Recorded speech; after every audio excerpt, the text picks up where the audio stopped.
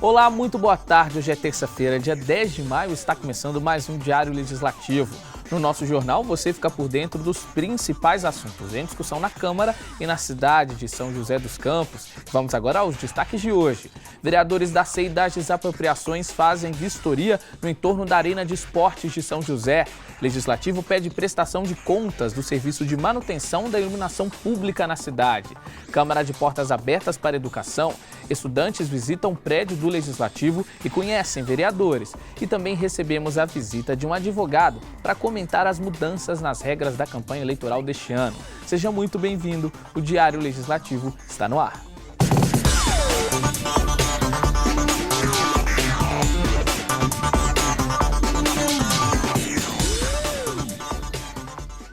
Durante nova reunião da CEI das Desapropriações, os vereadores vistoriaram uma das obras investigadas pela comissão, que fica próxima à Arena de Esportes da cidade. Agora a gente acompanha na reportagem como foi o encontro. Os vereadores que compõem a CEI das Desapropriações fizeram uma vistoria à obra da Arena de Esportes, um dos principais alvos da investigação, para avaliar o entorno viário do local, no Jardim das Indústrias, região oeste da cidade.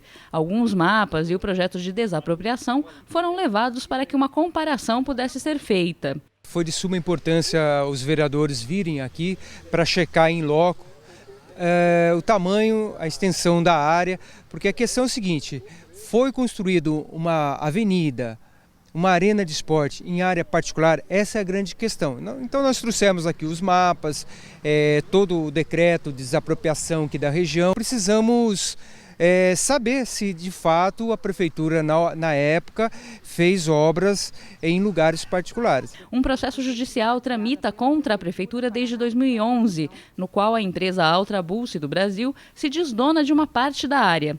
Agora os vereadores vão solicitar informações mais detalhadas ao executivo. A comissão quer se certificar dos limites do terreno e que toda a documentação que define como área pública está regular. Agora a comissão vai solicitar ao patrimônio da prefeitura informações mais detalhadas sobre o processo, até mesmo quais são as medidas realmente e que área dessa aqui é área pública e se tem ainda algum questionamento judicial a ser feito. Nós tiramos aqui, de maneira unânime aí com todos os vereadores, de solicitar à prefeitura a demarcação, para que a prefeitura nos forneça o documento com a demarcação de toda a área que é de fato dela aqui nesse entorno, juntamente com qual que é a definição de uso dessa área.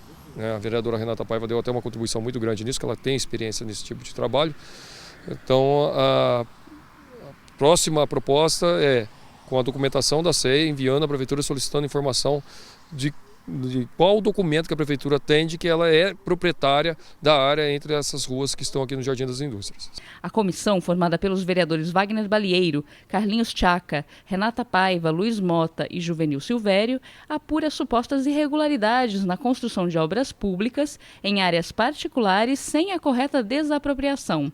O período analisado vai de 97 a 2012. A próxima reunião será marcada após a chegada dos documentos.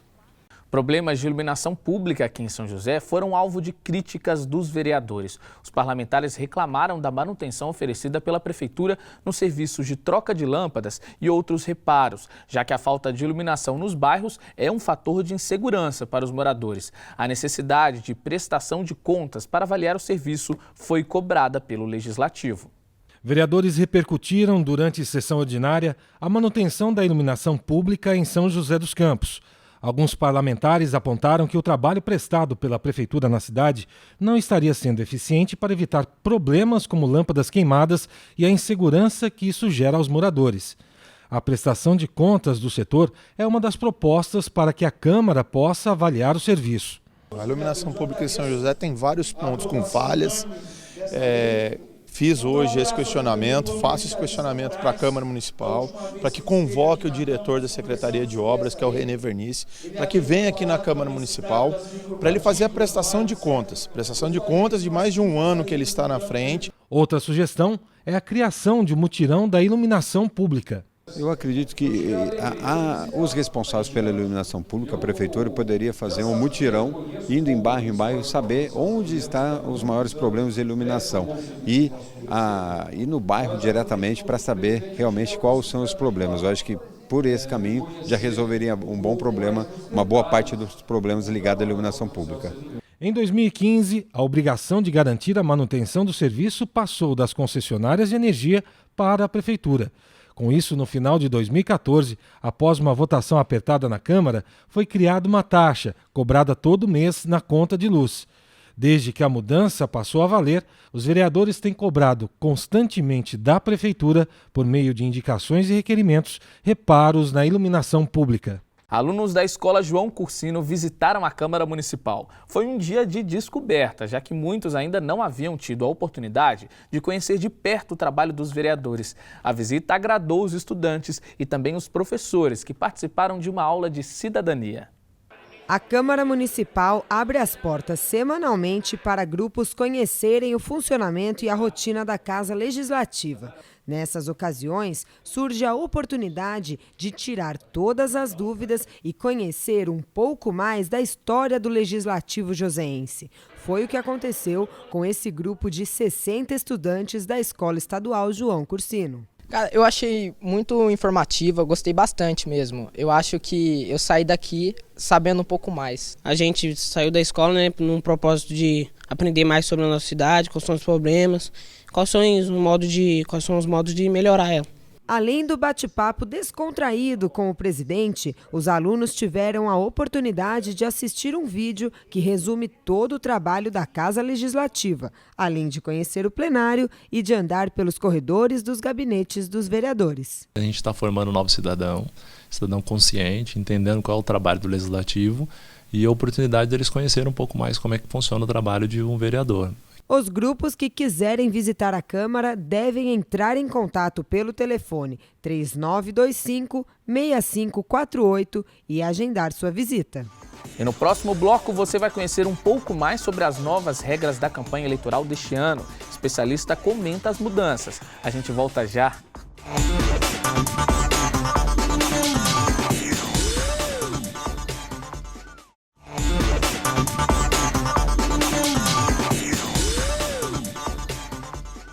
Olá, estamos de volta com o Diário Legislativo. Esse ano, a campanha eleitoral sofreu algumas mudanças. A principal delas, muita gente já sabe. O período de propaganda na mídia foi reduzido, mas também teve outras alterações significativas, como a proibição de cavaletes nas vias públicas. E para deixar nós, eleitores, por dentro das novas regras, a repórter Vivian Scatolin conversou com um advogado especialista em direito eleitoral e a gente acompanha agora o bate-papo.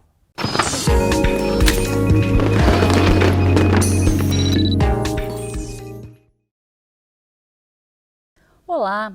As novas regras da reforma eleitoral que foi aprovada no ano passado já estão valendo para as eleições deste ano.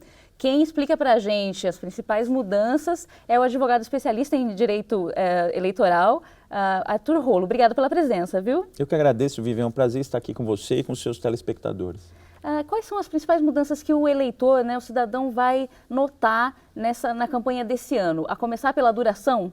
Eu acho que é começar pela falta de dinheiro. Essa vai ser uma campanha sem recursos, foram proibidas as doações empresariais, então vai ser uma campanha com falta de dinheiro e provavelmente vão se notabilizar nessa campanha aqueles candidatos ricos que vão poder gastar todo o limite definido pelo Tribunal Superior Eleitoral com dinheiro do próprio bolso. Então, a gente fala em utilizar dinheiro do bolso para potencializar a eleição. A legislação eleitoral tentou diminuir o impacto do poder econômico nas eleições, mas eu acho que a gente vai ver justamente o contrário, porque quem tem mais dinheiro nessa campanha vai conseguir se notabilizar, porque vai poder gastar o dinheiro do bolso, não vai ter que sair passando chapéu por aí. Então só estão permitidas doações de pessoa física e os recursos próprios do próprio candidato, doações de pessoas físicas, o repasse do fundo partidário para os partidos vão repassar isso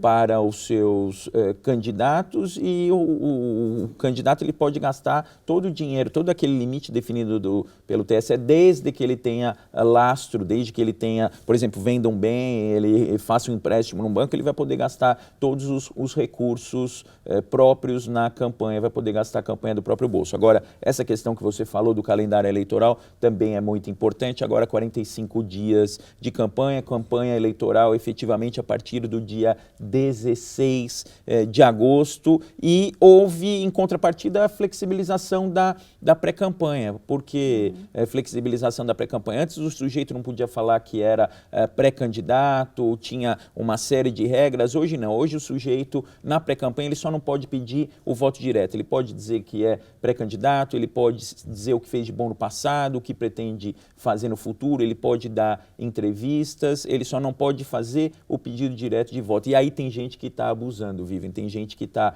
usando disso para antecipar a campanha, e com certeza essas pessoas que estão fazendo isso, que estão abusando do poder econômico, que estão abusando dos meios de comunicação social, estão soltando outdoor por aí, vão ser penalizadas. Mas a Justiça Eleitoral está...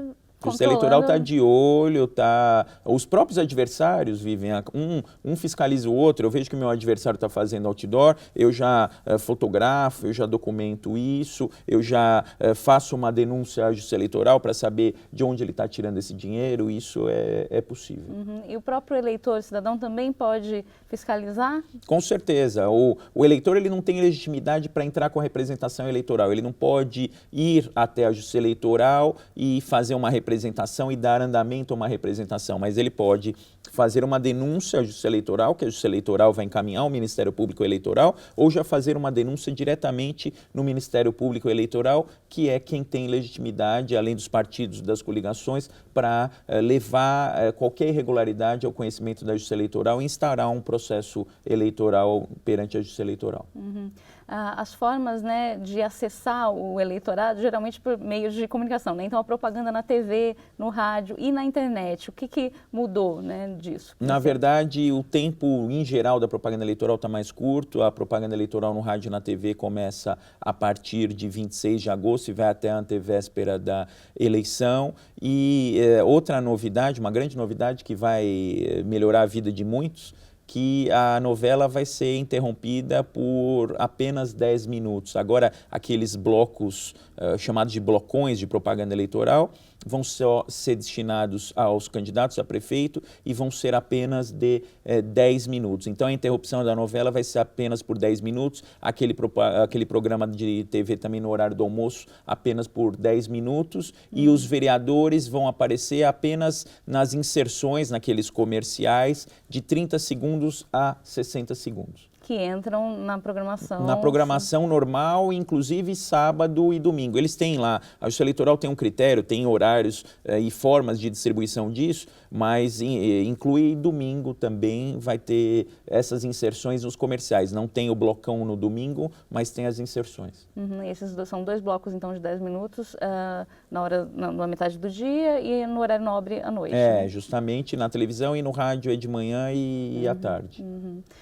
Bom, na internet, agora é, né, uma grande forma de acessar o eleitorado. Como é que tem alguma mudança? A questão do post, né, pode ter qualquer tipo de post, inclusive patrocinado? Na verdade, as regras em relação à internet não mudaram, valem as regras anteriores. Não pode ter propaganda paga na internet, então não pode ter aquele impulsionamento, por exemplo, através do Facebook, não pode ter propaganda em página de pessoa jurídica, pode ter propaganda ampla nas redes sociais. Então você pode usar bastante o Facebook, usar bastante o Twitter, e pode usar bastante o YouTube, os canais de YouTube, desde que sejam páginas de pessoas físicas. Não pode ter propaganda eleitoral nessas redes sociais e em sites de pessoas jurídicas, só pessoa física.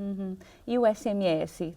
O SMS pode ser mandado para pessoas previamente cadastradas pelo pré-candidato ou pelo candidato. Ele vai poder mandar mensagens para pessoas do seu relacionamento, tanto SMS como WhatsApp, como também e-mail, só para pessoas previamente cadastradas que constam da lista de relacionamentos do candidato. Não pode, então, contratar a mala direta? Não pode contratar a mala direta, não pode pagar esse serviço das operadoras de telefonia, porque esses serviços aí são serviços de venda de cadastro que dependem de autorização do consumidor e muitas vezes não são autorizados, mas a Justiça Eleitoral proíbe esse tipo de serviço contratado na campanha. Tá joia, muito obrigada pelos esclarecimentos, nós vamos ficando por aqui e até a próxima.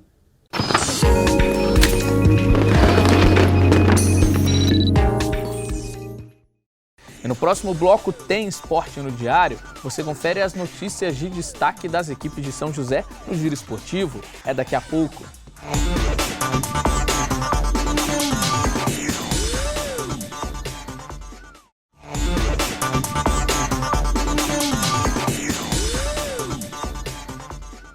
Olá, estamos de volta com o Diário Legislativo. Se você está em busca de emprego aqui em São José, fique de olho nas vagas oferecidas pelo PAT na nossa agenda de serviços.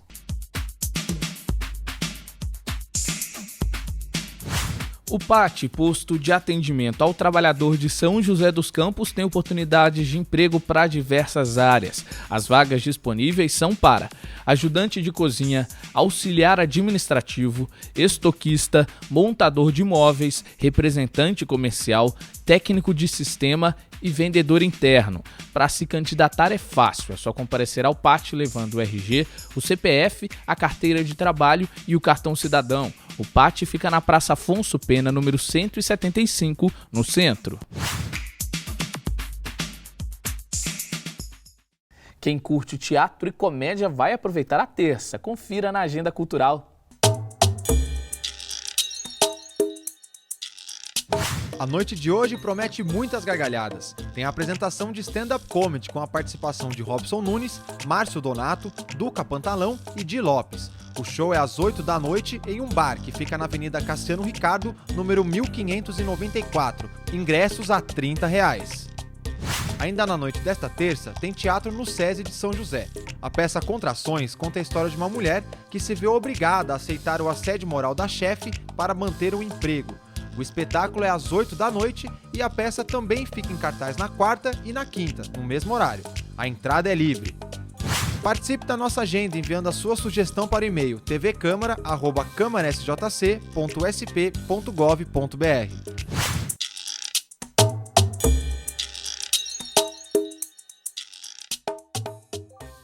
Agora vamos com a previsão do tempo para a tarde desta terça e também para quarta-feira. A terça vai ser de céu nublado durante toda a tarde. As chances de chover são pequenas, não passam de 30%. A máxima chega aos 28 graus, mínima 18. A quarta também vai ser de céu nublado e a probabilidade de chuva com trovoadas é alta, 80%. As temperaturas variam entre 16 e 27 graus.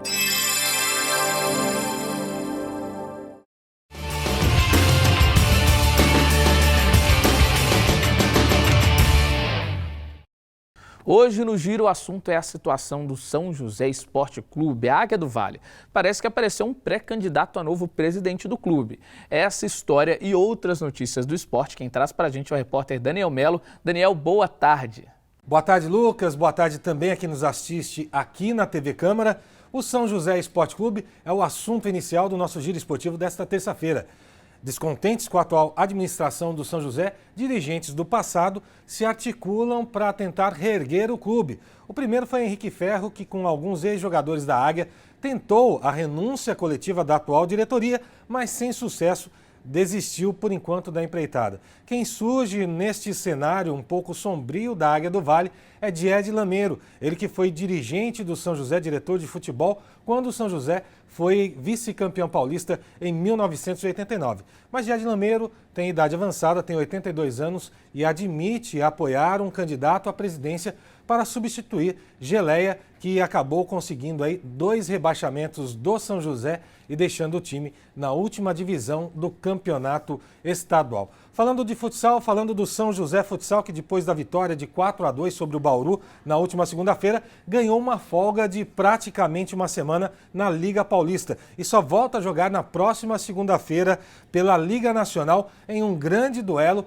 contra o Corinthians aqui em São José dos Campos. Este duelo é importante, já que vai ser um esquenta de uma possível decisão no grupo 2 da Liga Paulista, aliás, no grupo A da Liga Paulista, já que Corinthians e São José lideram esta chave da Liga Paulista. Na Liga Paulista, o time só volta a jogar no final do mês contra o Ioca de Guaratinguetá em duelo regional. E quem já pegou o tapete preto do interior paulista e está indo a São José do Rio Preto são as meninas da Águia, que amanhã à noite encaram a equipe do Rio Preto no estádio Anísio Haddad às 7 horas da noite na partida de volta da grande semifinal do Campeonato Brasileiro Feminino. O primeiro jogo aqui em São José dos Campos terminou empatado em 1-1 e nesta partida de volta as meninas precisam de uma vitória simples ou empate acima de 2 gols, né? Um 2-2 já serve para o São José conseguir a vaga na final para tentar esse título aí, que é o único que a equipe ainda não tem no hall dos troféus daqui de São José dos Campos. Bem, essas são as informações do esporte desta terça-feira. Eu volto amanhã aqui no Diário Legislativo. Até lá, Lucas! Muito obrigado, Daniel, pelas informações. O Diário Legislativo fica por aqui. A gente agradece a sua companhia. Tenha uma ótima tarde e até amanhã.